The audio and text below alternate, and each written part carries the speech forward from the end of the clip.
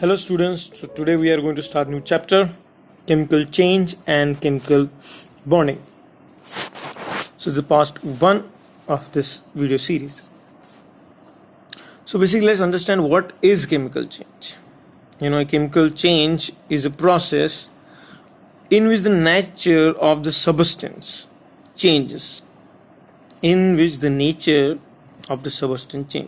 So that is the origin substance turns into other new one. तो basically उसका पूरा property physical और chemical उसका पूरा प्रॉपर्टी चेंज हो जाता है, एक नया कुछ बन जाता है, मतलब एक नए केमिकल बॉन्ड्स बन जाते हैं, उसमें एक नया प्रोडक्ट बनता है, उसके एक अलग ही प्रॉपर्टीज रहते हैं. सो बेसिकली जो केमिस्ट्री का डेफिनेशन है बेटा वो भी यही है. The branch of science that studies chemical change is called chemistry. जैसे दो एग्जाम्पल दिए हैं, जैसे कंबशन का. तो combustion is a chemical reaction that occurs in the presence of oxygen. तो ये chemical change है. फिर oxidation और rusting जो हमने पढ़ा of the metal involves a chemical change between the metal and the oxygen that produces the rust in presence of moisture. So ये आप देख रहे हैं chemical changes. इसमें क्या हो रहा है, एक substance completely change हो जाता है. So that is what chemical change means. So basically what is chemical change? This is exactly from your book. A process in which composition of original substance changes to form new substance with a different composition and property. Like these iron nails. If you see these iron nails and you bring magnet near them, it will immediately, you just bring some magnet, they will all stick to it immediately. Now if you bring magnet near rusted irons, they will not show that much force of traction towards magnet because of rust. So if you see what happens, the new substance, it has different composition and properties itself. So the chemical change basically affects the substance, because there are new bonds which are formed. So it completely changes the property of the metal or element, or like here you can see the iron nails have changed their property.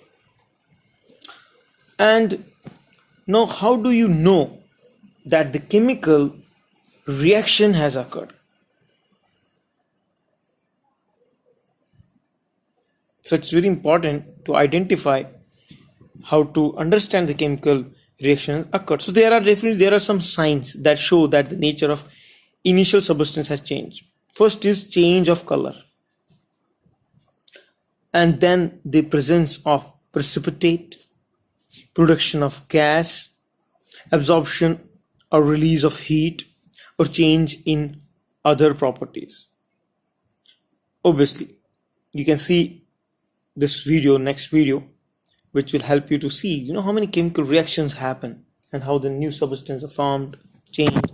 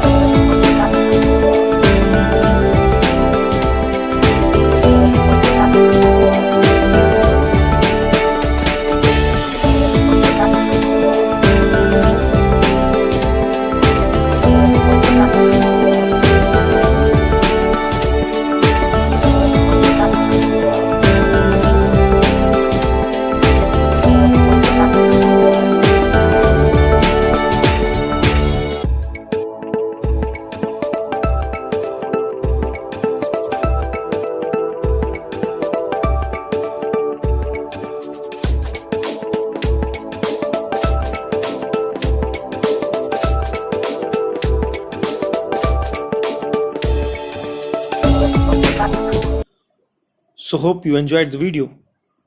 So now let's discuss how do we represent chemical reaction. Suppose the chemical reactions are happening. So there are two things which are in chemical reactions we have to show. One is reactant and then the product. So what is reactant? Reactant are initial substances. When mixed together, start a chemical reaction. So they are the initials, like when wood is there and then I start burning it, then the ash is formed. So wood is kind of reactant, which mix with the fire and oxygen. Then what I get it's the product, which is the ash. So reactants are the initial substance mixed together. They start the chemical reaction, and the product is a new substance formed as a result of a chemical reaction between the reactants. So it's very simple. So, and the chemical reaction is represented by the chemical equation. Because try to understand, if there's a one way of writing through the word equation, which you'll see, but it is very long, it is not comfortable or it is not easy. But if you see, when I had to show the reaction of hydrogen oxygen, I had to just use their symbols, which is very easy and convenient to show us how reactants are reacting with each other and the product is being made. Here, if you see, two hydrogen atoms are combined with the two oxygen atoms. So they are actually four, and they're making water molecule. So this is the representation through chemical equation. So obviously, how we represent the chemical reaction, there are reactants, there are products. That's it. And the chemical reaction, this is that I want to say, this is the word equation. You came to know there's a product, there's a reactant.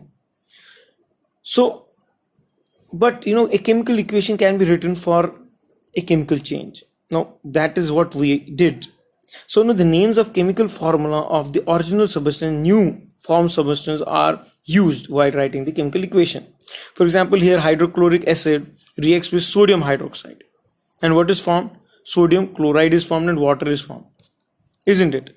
But it's convenient to just represent by symbols. HCl plus NaOH gives an NaCl and H2O.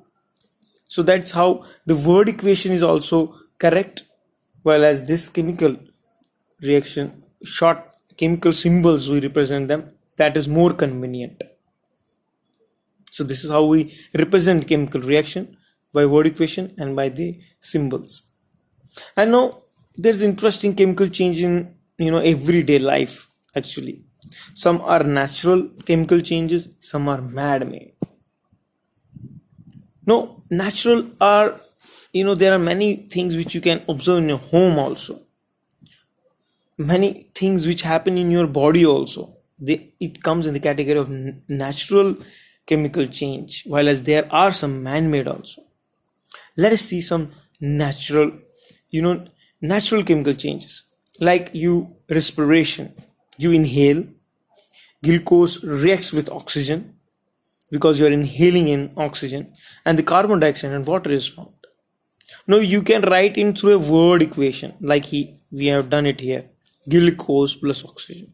How, from where you are getting glucose? The food you are consuming every day, that contains glucose, and oxygen you are getting from the atmosphere when you are breathing in.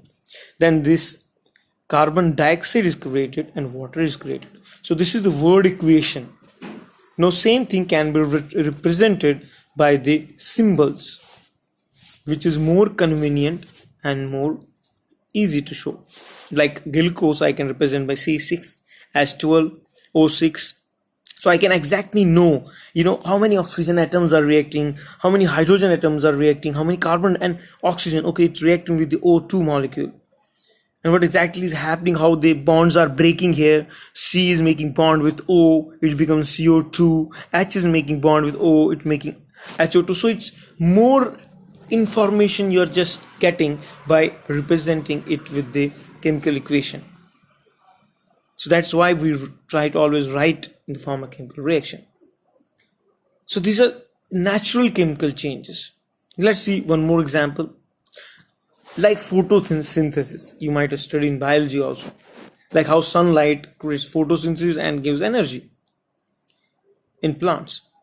like carbon dioxide and water is the food for plants. So sunlight and green plant, sunlight acts as a kind of medium of reaction, and then what produces glucose and oxygen.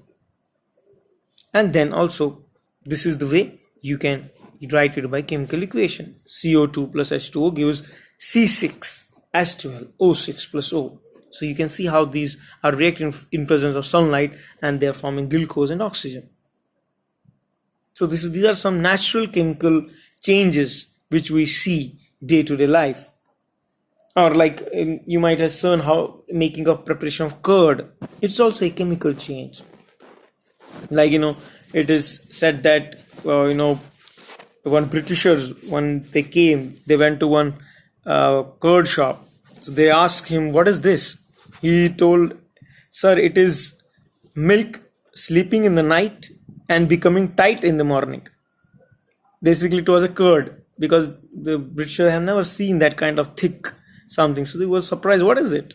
So he told, "It sleeps in the night and becomes tight in the morning." Basically, it becomes curd. You might have seen how your mother makes the curd.